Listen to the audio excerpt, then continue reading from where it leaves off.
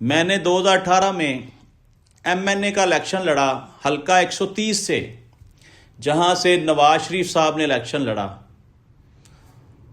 اور مجھے اندر کی باتیں بھی پتہ چلیں اور باہر کی باتیں بھی پتہ چلیں، کیونکہ جو سیاستدان ہوتے ہیں جب یہ بند کمرے میں بیٹھتے ہیں تو گفتگو اور ہوتی ہے، جب یہ عوام الناس میں جاتے ہیں تو گفتگو اور ہوتی ہے۔